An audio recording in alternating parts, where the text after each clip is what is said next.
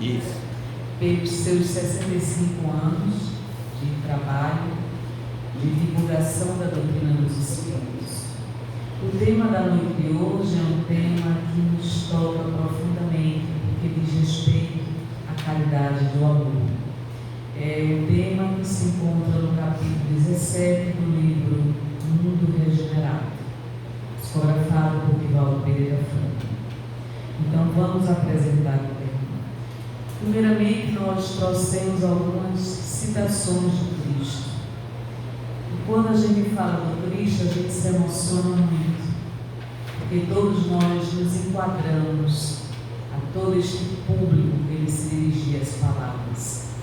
E uma coisa muito interessante é que os seus ensinamentos são atemporais, se adequam perfeitamente à nossa atualidade. Então trouxemos o ensinamento dele: vinde a mim todos os que estáis cansados e oprimidos, e eu vos aliviarei. Isso se encontra em Mateus, versículos 11 e 28. Vinde a mim todos vós que estáis cansados e oprimidos, que eu vos aliviarei. Então nós nos enquadramos nisso, não é? Quantos de nós não temos momentos de muito cansaço e até mesmo de desânimo? Nos questionamos quanto ao nosso futuro, o futuro do planeta Terra. Será que realmente um dia esse planeta se transformará na realeza do Cristo? Quantos de nós traímos o Cristo todos os dias? Quantos de nós estamos fazendo o contrário de tudo que Ele nos ensina? Mesmo assim, Ele nos dizia: vinde a mim todos os que estáis cansados e oprimidos, e eu vos aliviarei. Porque Ele é o grande médico de todos os médicos, o maior amigo que nós poderíamos ter. Ele nos conhece profundamente, sabe exatamente quem somos nós.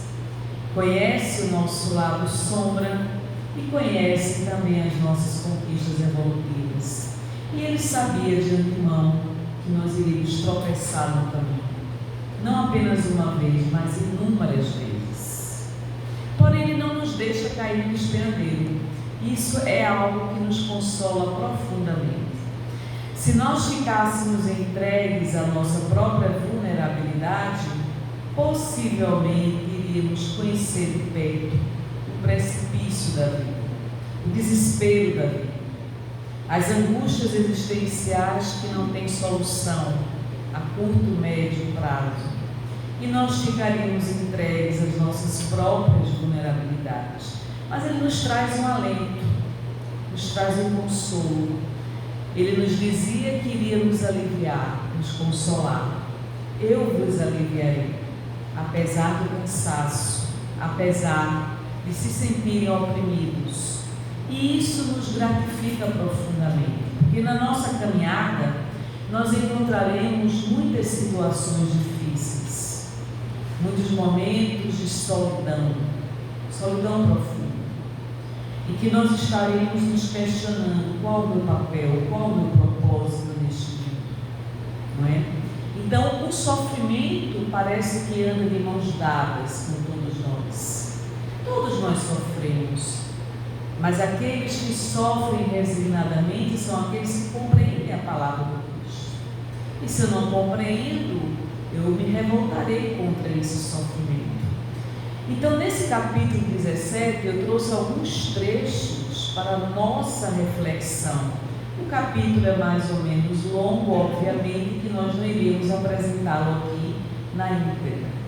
Então, o primeiro trecho que eu trouxe: quando as dores se fazerem superlativas no país do teu desespero, em forma de quase loucura, verte no infinito suave alento, que acalma e reconforta os desesperados que não se deixam consumir. Quando as dores se fazerem superlativas, ou seja, quando você chegar no limite da dor. E o limite da dor varia de indivíduo para indivíduo. O que uns suportam bem, outros não suportam. porque isso tem a ver com a sua trajetória evolutiva espiritual, certo? Então, em forma de quase loucura, porque quando você está no ápice da dor, você perde o discernimento do gerenciamento da própria dor. Geralmente é assim. Quanto mais impactados sejamos pela dor, maior dificuldade enfrentaremos em gerenciar essa mesma dor. Quando nós estamos mergulhados numa crise existencial, dificilmente enxergamos racionalmente o porquê e para quê dessa crise existencial. Por quê? Porque estamos afetados emocionalmente, impactados emocionalmente. E uma dor existencial, uma crise existencial, ela pode ter inúmeras causas. Geralmente passa pelo viés da decepção, da traição, do abandono, da rejeição, que são dores universais, não é? Então todos nós estamos suscetíveis a passar por situações extremas de dor emocional e sobretudo no período de perda afetiva. Quando nos sentimos impactados profundamente por uma perda afetiva, é como se estivesse arrancando um pedaço de nós, sobretudo uma perda de um ente querido, que não se dá apenas pela morte, né, Linei? Eu posso perder o ente querido pelo afastamento desse ente querido. Uma pessoa que eu amei tanto, uma pessoa que eu me dediquei tanto, que hoje eu não tenho mais contato, não tenho mais convivência. Isso causa dor emocional, certo? Então, veja que nessa mensagem se fala sobre o desespero da dor superlativa, da dor emocional profunda. Isso pode nos levar ao desespero, não é? Então, verte no infinito suave alento que acalma e reconforta os desesperados. Então, todos nós passamos por crises existenciais, todos nós passamos por dores intensas em alguma fase ou em alguns momentos da nossa vida. Isso poderia nos levar ao desespero, mas aí vem a palavra do Cristo: eu vos aliviarei. Veja, Ele não nos abandona em momento nenhum.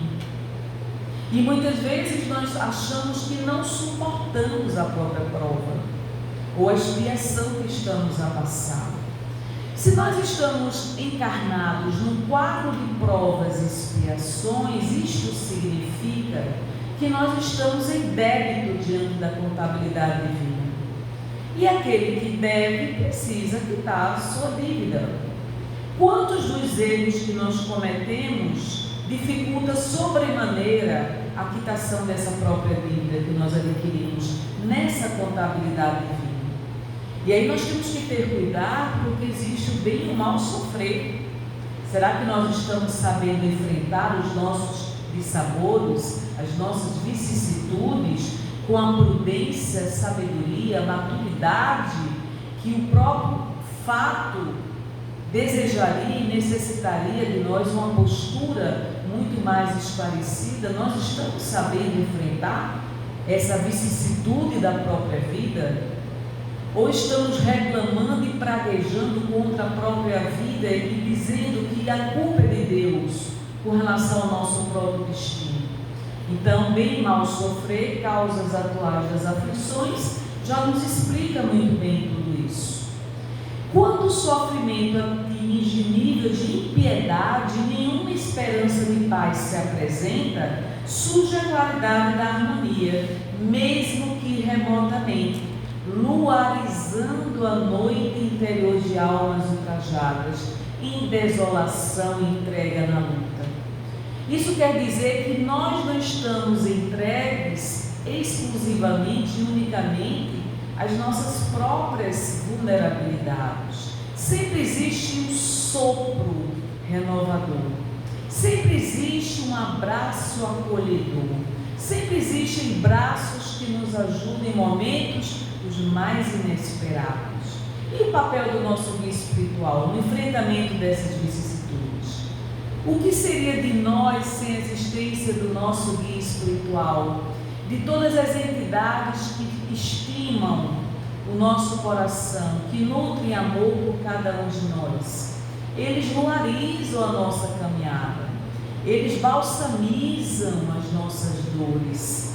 E aí você muitas vezes, no momento de intensa dor, você sente aquele refrigério suavizando essas dores. Isso quer dizer que tudo passa e tudo passará, até os momentos de desespero.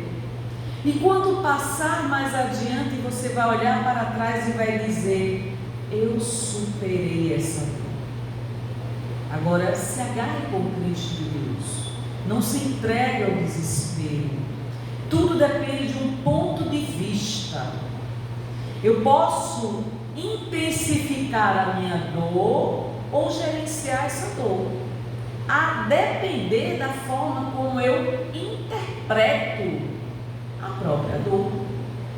Se eu consigo racionalizar essa dor, compreendendo as causas que estão gerando essa dor e como enfrentar essa dor, no sentido da superação da própria dor, eu administro bem o lado emocional e não desperdiço energia mental em fixações mentais com relação ao próprio fato, ao próprio acontecimento que está gerando dor emocional em mim. E aí vem a questão do orar e vigiar. Porque na oração eu me fortaleço espiritualmente e não crio clichês mentais, fixações mentais que poderão gerar perturbações emocionais para mim mesma. Eu não fico ruminando o acontecimento, intensificando a própria dor gerada pelo acontecimento. Então eu busco o lado racional, interpreto a causa geradora da própria dor e, se for necessário, vou partir para a corrigenda dessa causa que gerou a dor. Ou seja, eu não vou recapitular e reincidir nas causas que me levaram à derrocada moral, ou que geraram grande sofrimento na minha própria vida e que eu poderia ter evitado. Nem todo sofrimento tem por causa anterior as nossas atitudes e livre-arbítrio de reencarnações anteriores. Eu posso gerar muito sofrimento na vida atual, indevidamente para mim mesma, quando eu reincido os mesmos erros de uma forma irresponsável, utilizando de uma forma negativa o meu livre-arbítrio. Ora, se eu sei que esse caminho vai me gerar dor, por que eu insisto em permanecer nesse caminho? Porque eu faço as mesmas escolhas que vão resultar em sofrimento para a minha vida. Eu já passei pela experiência e volto a repetir a mesma experiência. Então eu não aprendi a lição que eu deveria ter aprendido. Isso quer dizer que todos nós estamos suscetíveis a passar por situações que muitas vezes extrapolam o próprio gerenciamento dessas escolhas. E aí surgem problemas e dificuldades que nem sempre são geradas também pelo meu próprio livre-arbítrio. E aí muitas vezes é um ente querido que adoece, você não tem controle sobre isso, sobre esse fato. É a perda de uma mãe, a perda de um filho, a perda de um esposo, de um ente querido, e aquilo lhe dilacera emocionalmente. Porque só quem perdeu o ente querido sabe a dor de uma perda de um ente querido. Não é natural que uma mãe perca um filho e ela esteja em vida. Então imagine que numa situação dessa, você se pergunta: por que está acontecendo isso na minha vida? Porque eu tive que passar por essa expiação. Aí já não é prova, é expiação. Porque eu tive que perder meu filho amado. E veja que numa situação dessa em que você não tem gerenciamento de uma dor emocional, você precisou passar por isso, mas não dependeu de você ter evitado a situação. Você tem que buscar o recurso na doutrina dos espíritos. e nas palavras do próprio Cristo de Deus. Porque essas palavras e ensinamentos do Cristo é o fundamento da doutrina dos Espíritos. E ele já previa que nós passaríamos por um vale de lágrimas. Nós passaríamos por situações muito difíceis na nossa vida. Mas tudo é um estado de compreensão. Essa mãe que perdeu o filho, ela não vai deixar de sofrer.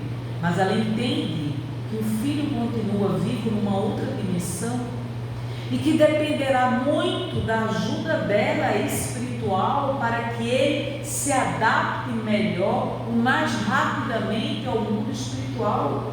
E ela agora, ao invés de se maltratar através de processos de autoculpa, ela vai orar ao Cristo de Deus para que seu filho seja melhor atendido no mundo espiritual, para que ela possa contribuir nessa readequação, readaptação do filho ao mundo espiritual. Ela vai usar os recursos psíquicos e mentais dela para direcionar essa energia mental para aliviar o sofrimento do próprio filho.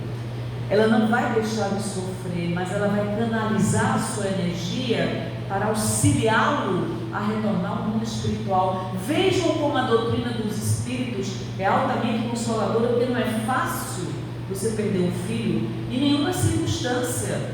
Mas ao invés de eu mergulhar numa depressão profunda, oriunda dessa dor intensa que é a perda do filho, eu vou canalizar a minha energia para subsidiar o trabalho da equipe espiritual no amparo a esse filho meu que desencarnou tão cedo e jamais eu pensaria que aconteceria isso. Tudo é um ponto de vista. Nesse ponto de vista eu vou compreender que também a minha passagem na Terra é transitória. E se essa passagem é tão transitória, cabe a mim utilizar todos os meus recursos a benefício de mim e a benefício das pessoas com as quais eu estou convivendo. E aí nessa lição, capítulo 17, tem um trecho que ele diz: a caridade de Jesus em favor de todos aqueles que se permitiram devastar pela perversidade, tormentos íntimos, enseja alcançar o desditoso, abrindo-lhe espaço às lágrimas beneficiadoras que possibilitam renovação e paz. Então, nesse pequeno trecho, ele fala de todos aqueles que se permitiram corromper-se durante a sua trajetória aqui na vida, pela perversidade, pelos tormentos íntimos, pela negligência, disciplina mental, moral, intelectual e espiritual. Mesmo assim, a grande oportunidade deste ser humano corrompido se reencontrar perante a luz do Cristo de Deus. E ele nos diz que o espaço às lágrimas possibilita aquele que se corrompeu diante da má utilização do livre-arbítrio a possibilidade de renovação em paz. Não somos nós, todos nós, que nos enquadramos também na condição de alunos recalcitrantes, negligentes, reprovados nas provas? Precisamos repetir as mesmas provas, o mesmo aprendizado? Então, se nós estamos suscetíveis ao processo da encarnação, nós precisamos repetir as mesmas lições, precisamos passar pelas mesmas provas. Então, eu preciso aprender a lição que a vida está me dando. Se eu não aprender agora, o meu sofrimento vai continuar. Porque enquanto eu fizer mau uso do livre-arbítrio, haverá péssimas escolhas. E as péssimas escolhas gerarão sofrimentos. E os sofrimentos poderiam ter sido perfeitamente evitados se eu tivesse tido sabedoria, discernimento, maturidade para não reincidir nas mesmas escolhas.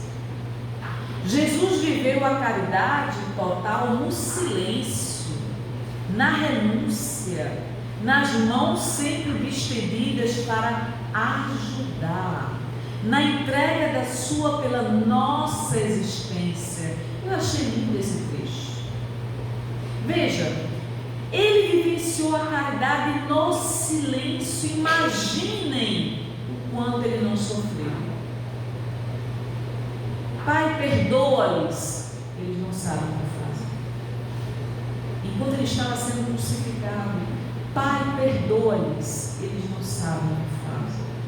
Ou seja, a nossa ignorância espiritual, não é? Então, as mãos estendidas de Jesus para socorrer as crianças que ainda não amadureceram perante o processo evolutivo espiritual. E mais adiante ele diz: nunca te afastes da caridade de Jesus, a caridade do amor. Porque a vida e a exemplificação de Jesus foi o tempo todo em torno da caridade do próprio amor, não é?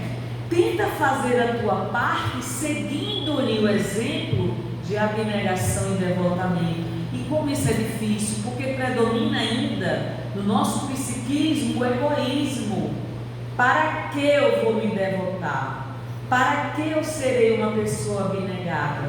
Por que eu vou me dedicar a pessoas que podem me trair? A pessoas que podem trazer frustrações à minha própria doação e dedicação. Então esse pensamento ainda está impregnado na nossa forma de agir e interagir em sociedade.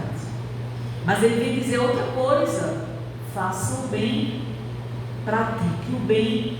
Quando fizerdes a um desses pequeninos, é a mim que estareis a fazer.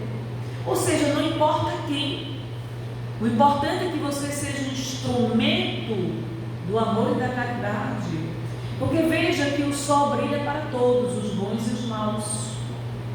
Certa feita o Espírito me fez a seguinte colocação: se você é uma fonte de água cristalina, por que está com sede? Entenderam a pergunta? Se você é uma fonte de água cristalina, por que está com sede? A fonte de água cristalina, ela mata a sede dos sedentos. Se eu estou com sede, eu não sou uma fonte de água cristalina. Estou a mercê da água alheia.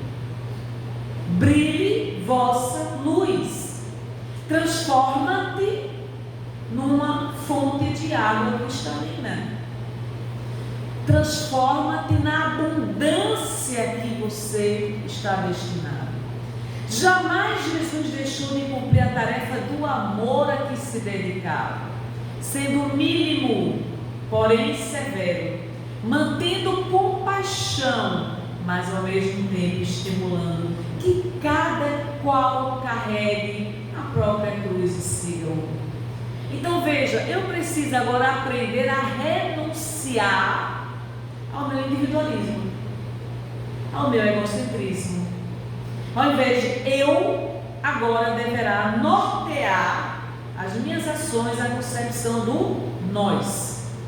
Nós, e não mais eu. Nós. O que eu faço impacta em você, o que você faz impacta em mim.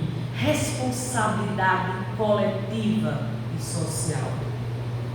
Então eu vou sair da esfera do individualismo na obtenção dos meus desejos, das minhas necessidades, das minhas paixões, para agora socorrer a dor alheia.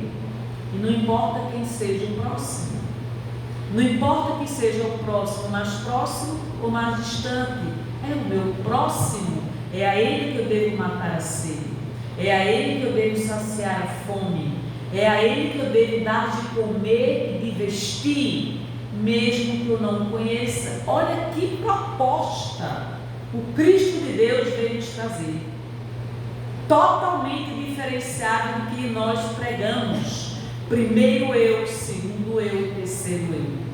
Não é assim que ele queria que nós pudéssemos exemplificar. Conhecereis meus discípulos por muito se amarem. Então isso quer dizer que é uma proposta de transformação, visão de mundo, completamente diferenciada. Isso quer dizer que agora eu assumo a responsabilidade que me compete. Outro trecho desse capítulo. Após Jesus haver tudo feito em favor dos odientos, perseguidores, sem resultados positivos, ofertou-lhes a caridade do perdão, por não saberem realmente o que estavam fazendo. Pai, perdoa-lhes, eles não sabem o que fazem. Odientos, perversos, perseguidores. Quando eu traio o meu próximo, estou traindo quem? O Cristo Deus. Estou traindo meus princípios morais. Quando eu abandono o meu próximo, estou abandonando a quem? O Cristo Deus. Nós ainda estamos com resquícios desta humanidade completamente vulnerável do ponto de vista ético e moral. Trazemos as lutas interiores muito profundas.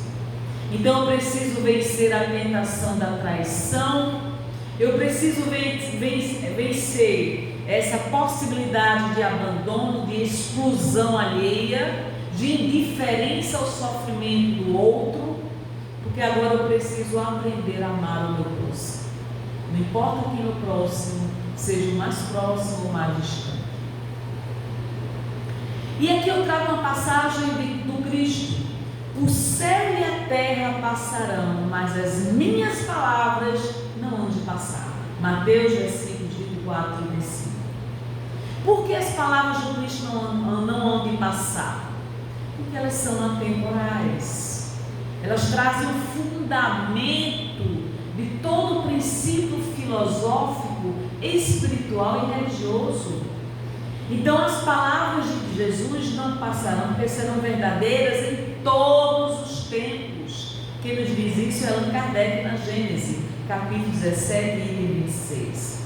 Será eterno o seu código moral, porque consagra as condições do bem ao que conduz o homem ao seu destino eterno.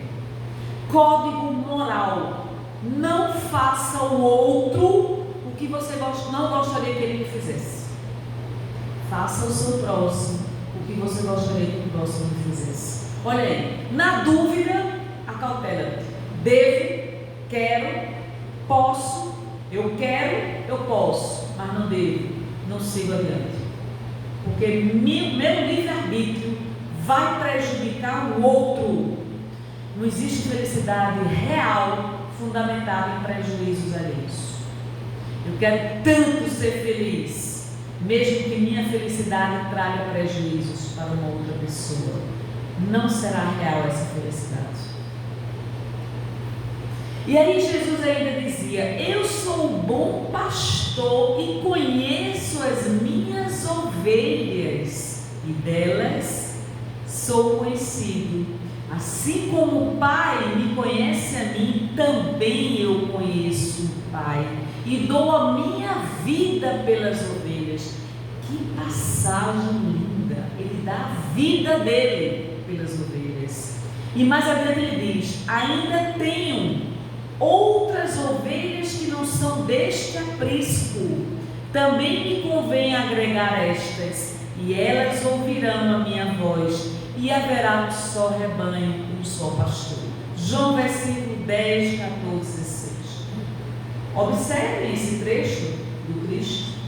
Ele menciona várias ovelhas que conhecem o Cristo e outras que não seguem o pastor, que é o Mestre Jesus, mas que ele conhece todas as ovelhas, independentemente delas reconhecerem a existência dele ou não como pastor. E ele prevê que haverá um tempo em que haverá apenas um rebanho e um único pastor. Ou seja, um trabalho incomensurável do Cristo para a nossa redenção espiritual. Nós fazemos parte desse rebanho. Quantas vezes nós nos tornamos ovelhas desgarradas do rebanho?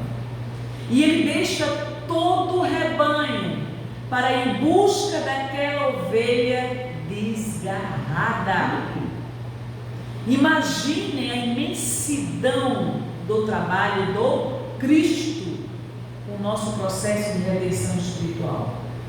Ainda hoje, em alguns momentos da nossa vida, nos comparamos a ovelhas desgarradas, onde nós titubeamos entre o certo e o errado, como uma criança que mal sabe dar os primeiros passos, e Ele vai em busca de todos nós. É muito bonito isso, não é bonito, pessoal?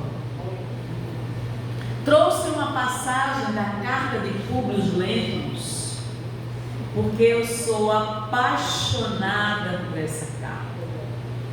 É o único documento oficial que descreve o Cristo de Deus.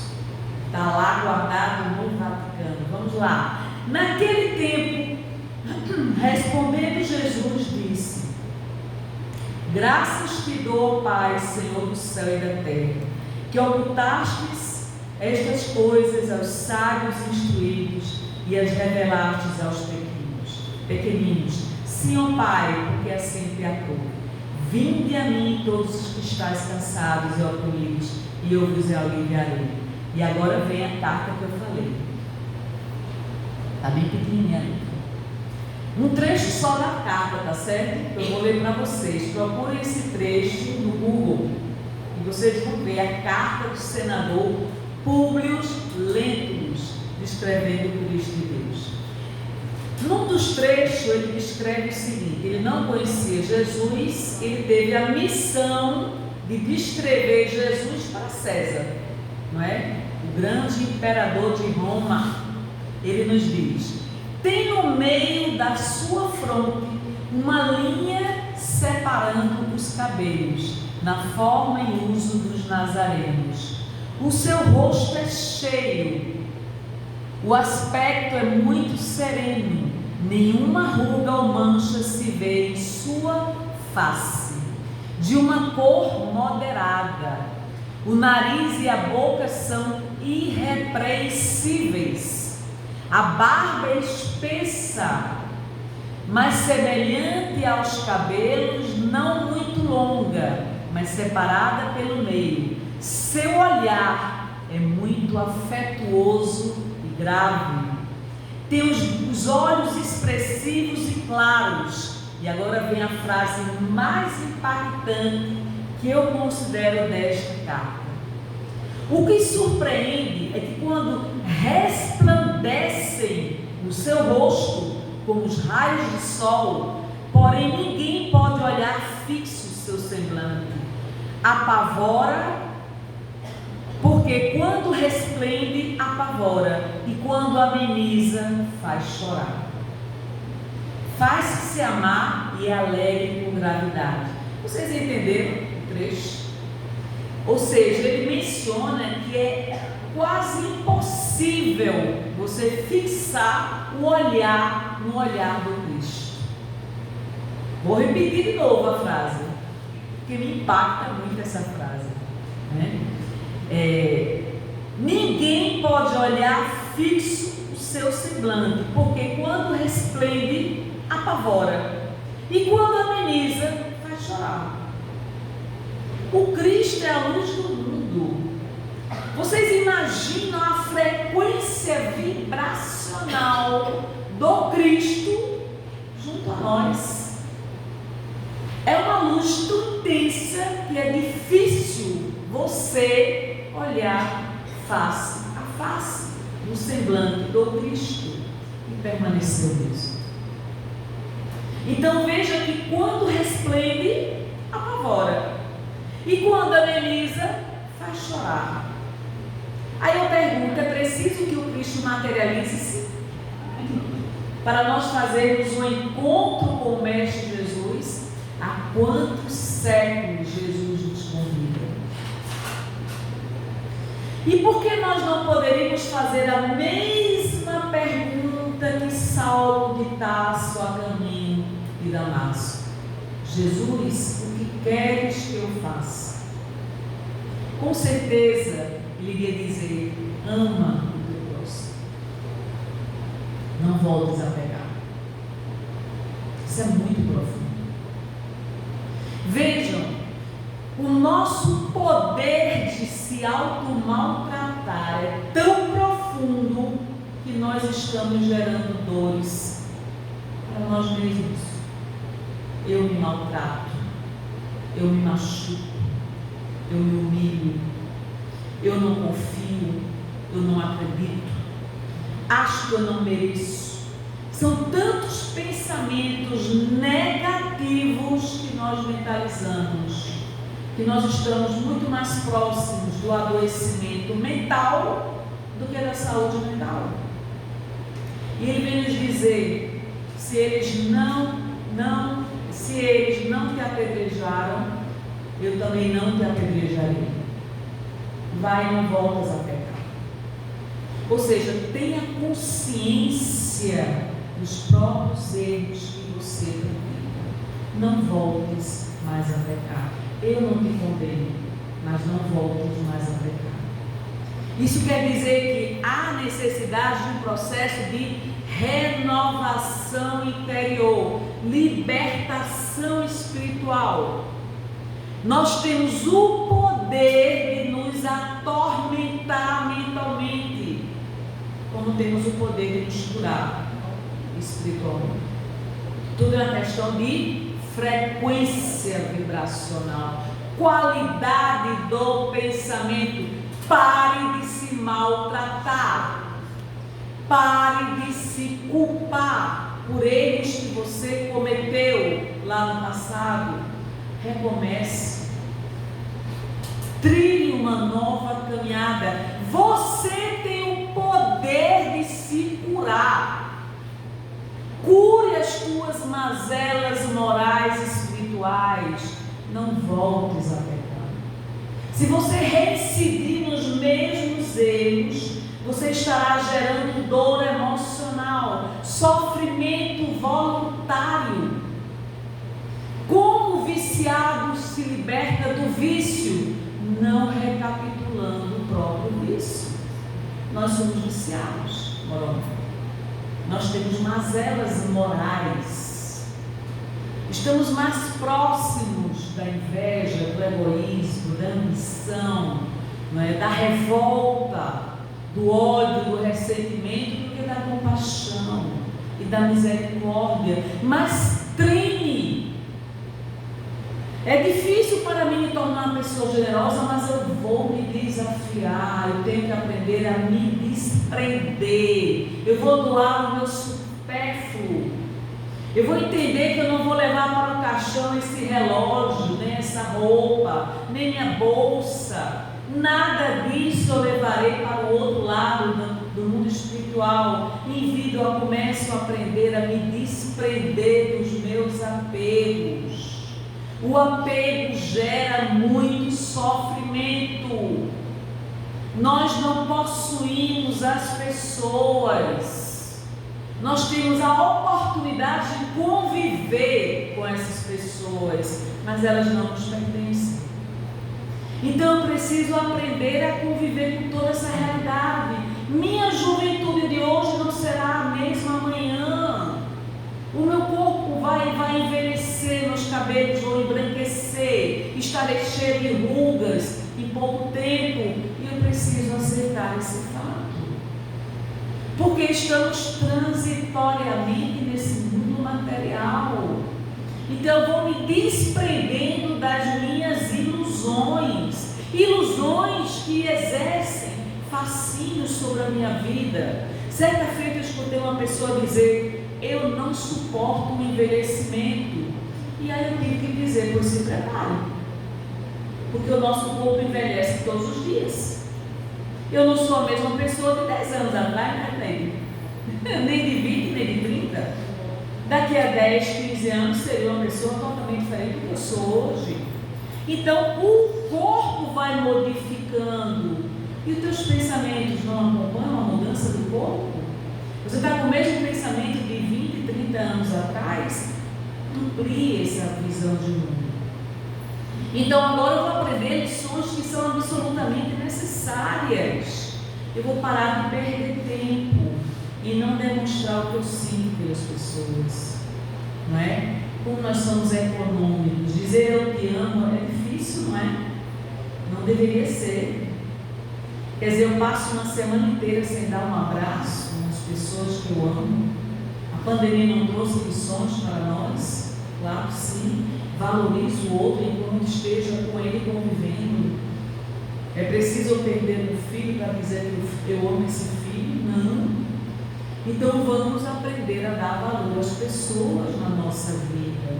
Então eu agora vou aprender a me tornar uma atenção plena, colocar minha atenção plena em todas as pessoas, olho no olho. Sabe aquela capacidade de olhar nos olhos das pessoas? Eu vou resgatar isso. Eu vou olhar nos olhos do outro e vou realizar o encontro de uma alma com outra alma, através do olhar. E vou me permitir me emocionar com a outra pessoa e agradecer pela presença dessa pessoa na minha vida. Obrigada por você existir. Minha vida seria tão diferente sem você. Veja, isso exige muita humildade, não é? Exige humildade. Eu não quero daqui a alguns anos me arrepender de não ter expressado o amor das pessoas que eu tanto amei. Missão do Cristo: conhecereis meus discípulos por muitos se amarem. Eu vou agora aprender a valorizar as pessoas que nunca valorizei na minha vida. Eu vou aprender a ter gratidão por aquelas pessoas que nunca eu agradeci na minha vida. Eu vou aprender a pedir perdão àquelas pessoas que um dia eu decepcionei. E nós decepcionamos muitas pessoas. Não apenas elas nos decepcionam, nós também decepcionamos elas. Então agora eu vou aprender a vivenciar o sentido da plenitude. Quando eu estiver com você, eu estou agora plena, integralmente junto de você. Meu olhar não está mais no celular, meu olhar não está disperso, eu estou agora 100% na sua frente, com você. E aqui eu vou resgatando detalhes da minha vida que eu deixei lá atrás, pela minha negligência e desatenção. Eu aprendo não apenas a me amar profundamente, mas a amar profundamente as pessoas. Eu não me permito mais viver no deserto afetivo que eu vivia até então. Eu quero amar profundamente as pessoas. Então eu vou aprender a pequenos gestos de gentileza. Eu vou aprender a ter pequenas atitudes que demonstram amor por essas pessoas, o cuidado. Quem ama muito, cuida do outro. Então, se a pessoa que cuida precisa amar, eu vou aprender a amar, porque eu quero cuidar das pessoas. Veja, isso dá uma reviravolta na sua qualidade de vida fenomenal. Então, de tantos desencontros que eu tive na vida, agora eu vou aprender a me encontrar. E vou me encontrar com aquelas pessoas que eu amo profundamente. Eu vou me permitir viver intensamente o amor profundo que eu vivencio pelas pessoas. Eu agora não me permito mais sentir tanto medo e desconfiança. Eu não tenho medo do que o outro possa gerar em mim. Porque eu agora estou descobrindo a minha profunda capacidade de amar as pessoas. E aí eu vou tratar com generosidade, com amorosidade. Eu vou medir minhas palavras, para que essas palavras não se tornem ferinas, não venham ferir a suscetibilidade do outro. E agora, se eu tiver que dizer alguma verdade, eu vou dizer amorosamente a essa pessoa que eu amo profundamente. Eu não quero magoar, eu não quero machucar. O amor por você supera a sua própria imperfeição. Entendam isso. Ou a gente aprende a amar profundamente, ou seremos criaturas mesquinhas. É isso que eu quero para mim, é isso que Cristo quer para mim. Que eu permaneça na minha mediocridade afetiva? Não. Brilhe em vossa luz, Para que nossa luz possa brilhar, não tem outro caminho que não seja do amor. Ah, mas eu tenho muito medo de amar. Ame mesmo assim. Ame as pessoas. Não se permita dormir uma noite sequer sem beijar seus filhos. Não é, pessoal? Nem um beijinho na cabeceira dele, um beijo na cabeça do seu filho. Diga para ele que ama. Faça isso. Ligue para o seu neto. Que nossos almoços sejam encontros e não desencontros. Eu planejo uma semana inteira esse almoço familiar. E na hora do almoço começam as intrigas e desavenças. E eu saio totalmente frustrada do almoço que eu planejei uma semana inteira. Era isso que eu queria? Não era isso. Então agora a gente vai demonstrar uma afetividade, porque é incrível como a afetividade ela acolhe o outro. É impressionante como a afetividade cria pontes onde havia muros.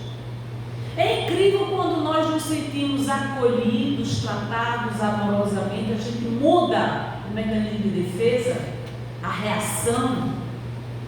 Eu estou me sentindo tão bem acolhido por você que olha, eu estava com ressentimento, foi embora o ressentimento. Porque nós somos seres afetivos, emocionais, muito mais do que racionais. E ser tratado bem é algo que nos encanta a alma, não é assim? Você quer deixar uma boa lembrança na vida das pessoas? Trate muito bem essas pessoas, porque você estará sempre encantando. Porque tratar bem é um ato de encantamento. Eu me encanto com a sua delicadeza, com a sua gentileza. Me faz enorme bem ser tão bem tratada por você. Jamais vou te esquecer na vida. Olha aí, pessoal. Isso não existe tanto esforço assim, não é?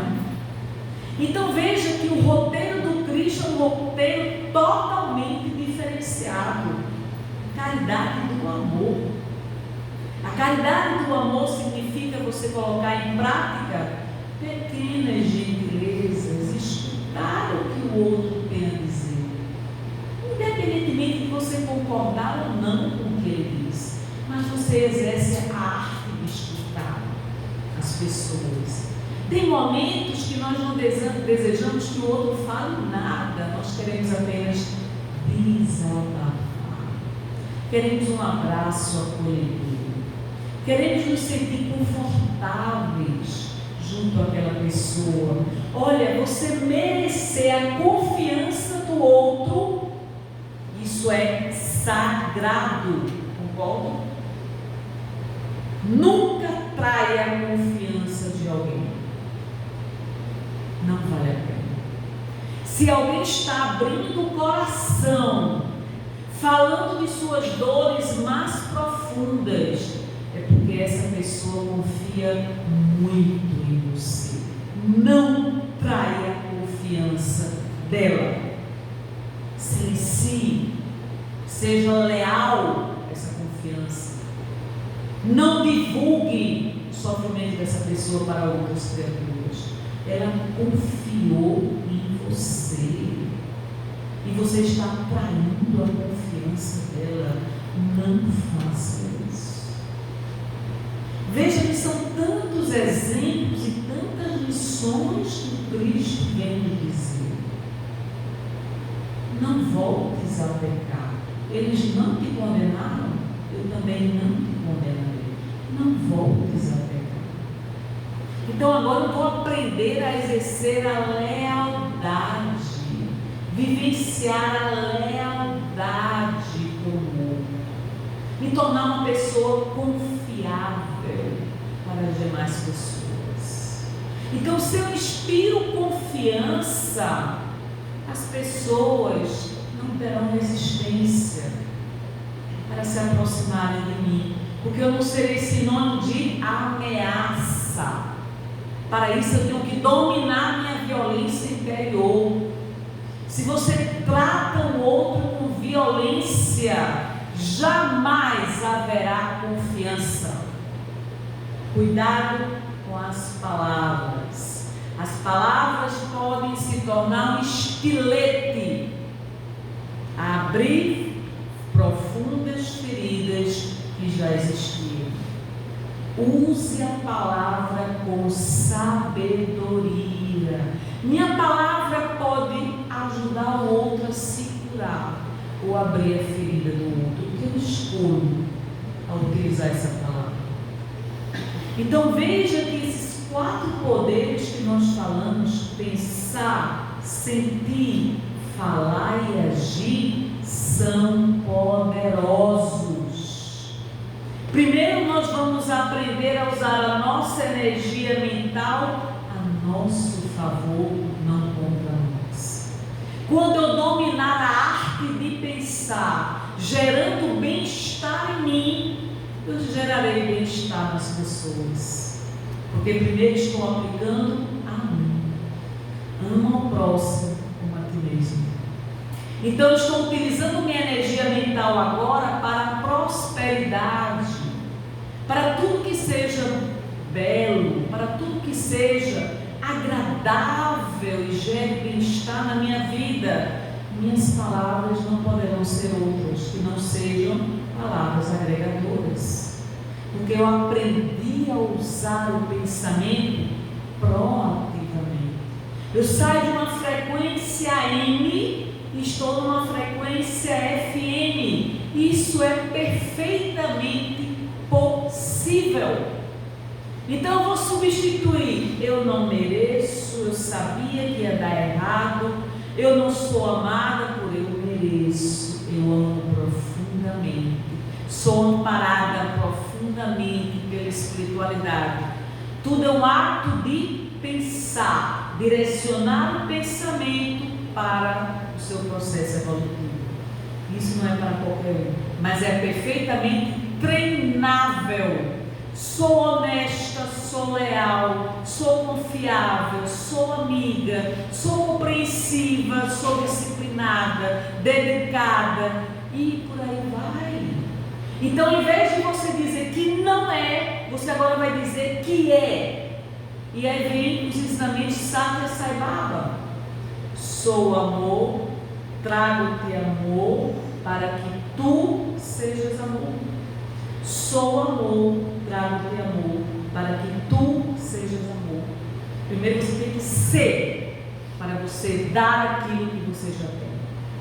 Então não serei mais a fonte de água que não é cristalina.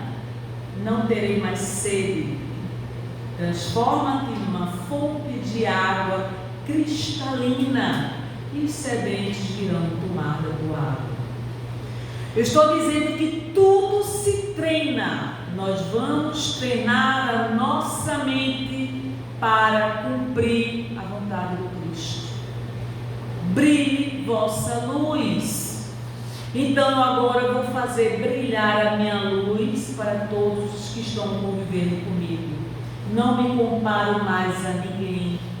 Não entrarei mais na esfera de competição contra ninguém. Não estou duelando mentalmente contra ninguém. Não estou emitindo pensamento negativo contra mim e contra o próximo. Eu estou agora acendendo a minha luz. O poder do ato de pensar. Minhas palavras irão materializar o que eu penso. Então, para cada pensamento existe uma emoção equivalente. Então, agora eu vou gerar dentro de mim boas emoções. Vou gerar dentro de mim emoções que vão auxiliar o meu processo de cura espiritual. Tua fé te curou. Palavras do Cristo. Tua fé te curou. Meus amigos, essa lição é maravilhosa. Nós não esgotamos o assunto. Leiam o capítulo 17 deste livro. Mas eu quero dizer a vocês que tudo passa na nossa vida. O Cristo de Deus quer o melhor para a nossa vida. Não importa que tenhamos ainda 1 ano de vida, 2 anos, 10, 20, 30. Vamos fazer valer a pena o tempo que nos resta. não vamos mais perder tempo. Vamos aprender a celebrar a presença do outro na nossa vida. Se eu faço alguém sorrir, eu me sinto feliz. Se eu dou um abraço no outro, eu recebo esse mesmo abraço. Se eu beijo fraternalmente as pessoas, eu me sinto bem. Então é dando que se recebe. Então nós vamos aprender agora a lição profunda do amor. Que sejamos instrumentos do amor por onde nós passarmos. Não somos anjos, não somos exemplos de absolutamente nada, mas nós temos essa força interior. Estamos aqui para contar a história depois de uma pandemia. Tem um projeto de Deus na nossa vida. Seja diferente do que você foi até agora. Se te resta 20 anos, 10 anos, 15 anos de vida, faça valer a pena este tempo que lhe é disponível. Porque estamos num processo de moratória espiritual. É certeza do nosso retorno. Quando, onde, como, não sabemos. Vamos viver intensamente a nossa vida pelo caminho do amor. Somos muito mais movidos pelo afeto do que possamos admitir. Não é assim? Que Deus nos abençoe profundamente. Vamos fazer a nossa prece de encerramento.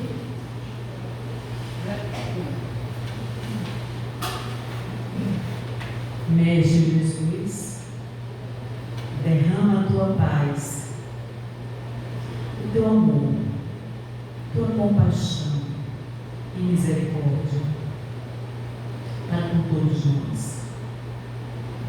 Perdoa-nos.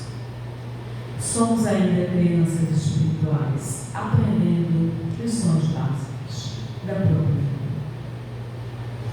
Nos ajuda a amar o próximo como a si mesmo. Abençoa todos aqueles que se encontram aqui, encarnados e desencarnados. Assim seja.